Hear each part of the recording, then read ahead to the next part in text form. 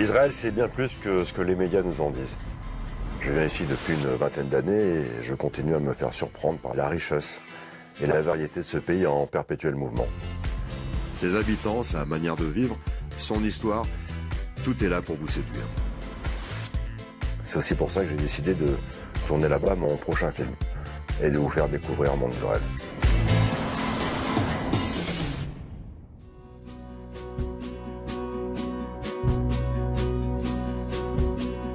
Israël est un pays où l'histoire est née, le berceau du monde. Venir ici, c'est une véritable plongée dans le passé.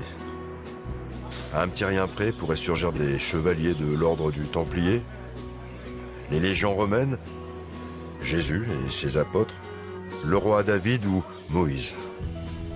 J'ai voulu vous emmener sur le site de Masada pour bien comprendre les différents épisodes de ce pays. Et pour nous éclairer, j'ai fait appel à Dan, un guide féru d'histoire. Lorsque le monde a été créé, Dieu a décidé de commencer par un endroit. Et ça, dans la tradition, cet endroit, c'est un fameux rocher qui se trouve au sommet d'une montagne qui s'appelle le mont Moriah.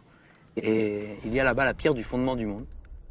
Au pied de ce mont, le roi David fait construire sa cité. Ses descendants poseront ensuite les premières pierres de la future ville de Jérusalem. Et pendant près d'un millénaire, la ville passera dans les mains de Babyloniens, des Perses, des Grecs, puis, peu avant l'an 0, c'est au tour des Romains de s'emparer de Jérusalem. Ils nomment alors Hérode à la tête de cette nouvelle province. Hérode, très vite, il va se retrouver entre le fer et l'enclume. C'est lui qui va devoir gérer les Romains d'un côté, il va devoir gérer les Juifs de l'autre côté. Alors il va leur faire à chacun d'entre eux ce qu'il faut pour les canaliser. Pour les Romains, il va leur faire la ville de Césarée, un merveilleux port qui ramène de l'argent, de l'économie, qui fait fructifier grâce aux hippodromes, grâce aux amphithéâtres, grâce aux spectacles, aux bains romains qu'il y a là-bas. C'est devenu un port, une ville portuaire énorme. Et pour les Juifs? Pour les Juifs, il leur a fait le plus grand temple. Il a été du côté de Jérusalem et il a embelli, agrandi ce temple. Tu sais, l'esplanade que tu connais aujourd'hui, où on voit les 4 murs, ce n'est que l'enceinte extérieure de ce temple. Mais il a fait là-bas un travail colossal qui permettait de faire de ce temple-là peut-être la première merveille du monde. Et lorsque tout ça est fait, Hérode comprend qu'il est toujours entre le fer et l'enclume. Il se dit, il faut préparer l'issue de secours. Et si un jour ça tourne mal, où devrais-je me cacher d'après toi? Le désert, Masada, et c'est ce qu'il va faire, il va venir sur cette montagne qui est tellement isolée qu'elle est inaccessible en fait, et il va se construire, attention, pas une grotte de refuge, mais il va se construire un palais. Et tout autour, c'est une cité qui s'organise.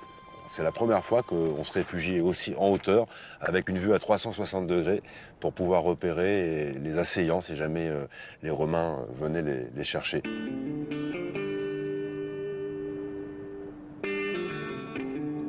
Tu sais, Pascal, à cette époque, il y a énormément de scissions dans le peuple juif. Entre les gens qui sont pro-romains, anti-romains, d'autres qui ont décidé même de s'évader et de s'enfuir de Jérusalem pour quitter cette civilisation qui ne leur convient plus. C'est le cas des Esséniens qui vont aller à Qumran. Ils vont là-bas, ils créent un petit village, c'est un petit groupe d'hommes uniquement qui se réunit et ils vont avoir une vie spirituelle très proche, en plein milieu du désert, un peu comme des ermites, tu vois. C'est d'ailleurs dans une de ces grottes que l'on a découvert les plus anciens textes de la Bible, qui ont donc plus de 2000 ans. Le berceau du christianisme commence à cette époque avec un juif dénommé Jésus, qui vient de Nazareth. Nazareth, qui est une petite ville, un petit village juif qui est au nord d'Israël, dans la Galilée. Ce Jésus-là va devoir quitter Nazareth et se met en route vers Jérusalem, après avoir, bien entendu, essayé de prêcher tout aux abords du lac de Tibériade, dans différents endroits qui vont devenir des églises. Le mont des Béatitudes, Tabra. Et lorsque Jésus arrive à Jérusalem, les Romains l'ont dans le collimateur, ils l'attrapent, ils vont le flageller sur le mont des Oliviers, ce même mont qui était un emblème de Jérusalem. Jésus va se faire capturer, il va se faire juger et il va se faire amener vers l'endroit où il va se faire crucifier en fait. À Jérusalem, une partie du peuple juif continue de se révolter. Mais Oppressés par les Romains pendant plusieurs décennies, une partie d'entre eux finit par se réfugier sur les hauteurs de Masada. Tu te rappelles un petit peu comme un Astérix. Tout Israël est pris par les Romains. Tout? Non. Il reste un village d'irréductibles juifs qui ne veut pas se soumettre, c'est Masada. Cette communauté de 800 000 personnes qui étaient ici arrive à un moment tragique où ils se rendent compte que les Romains sont en train de planifier la construction d'une rampe. Ils vont monter, c'est très facile de leur jeter des pierres et d'empêcher cette construction. Mais soudain, on se rend compte que les Romains ont pris des boucliers humains. Et ces boucliers humains sont des Juifs qui viennent de Jérusalem. Ces mêmes Juifs qu'on a laissés derrière nous, qui n'ont pas voulu se battre, qui n'ont pas voulu prendre goût au combat. Le chef Elazar Ben Yair va prendre la décision de réunir toute sa communauté dans la synagogue et va leur dire « Mes frères, on ne peut pas lever la main contre un de nos frères qui est en bas, et c'est pour ça qu'on doit mourir en homme libre. Et donc, ce que je vous propose, c'est de mourir et de se donner la mort, et de ne pas tomber entre les mains des Romains, et de ne pas devenir esclave, de ne pas venir aliéné. » Donc mourir libre plutôt que vivre en travers. Exactement. En se promenant à Tel Aviv, et plus particulièrement à Jaffa, qui était rattaché à la ville en 1950, on peut ressentir tout le poids de ces histoires, de cette histoire.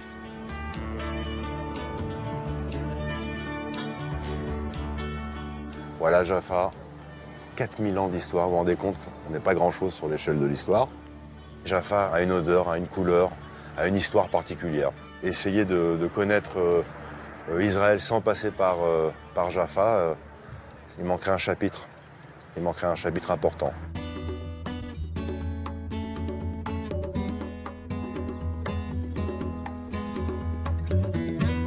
Ici, vous avez l'église Saint-Péter, Saint-Pierre, qui est un des plus vieux monastères aussi de la ville.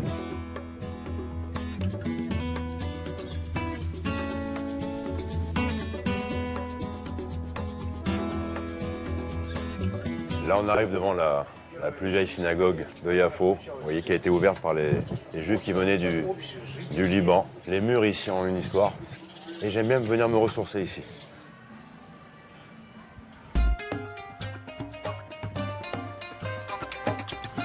Il suffit de s'attabler à une terrasse d'un café à Tel Aviv pour se rendre compte de la mixité absolue de ce pays, de la culture ultra variée qui compose ce pays. Chaque année, j'ai du mal à reconnaître cette ville, même cette vieille ville, parce que les habitants ici, les Israéliens, n'ont de cesse toujours d'améliorer, d'évoluer leur paysage, leur cité. La baie de Tel Aviv, c'est pas Rio, enfin pas encore, mais ça fait déjà rêver. On n'est pas du tout dans le dernier chapitre, on est dans les premiers chapitres. Ça va se construire encore, ça va évoluer encore. C'est l'avantage d'avoir l'impression de participer à ce changement, à cette mutation, j'allais dire, urbaine de ce pays. À travers les vestiges qui jalonnent Israël, c'est 4000 ans d'histoire qui vous regardent. Mais cette histoire, aujourd'hui, d'autres personnes vont l'écrire. Chacun emmenant sa petite pierre à l'édifice. Ce sont des artistes, des musiciens, des chanteurs, des sculpteurs. Et je vous propose d'aller à leur rencontre.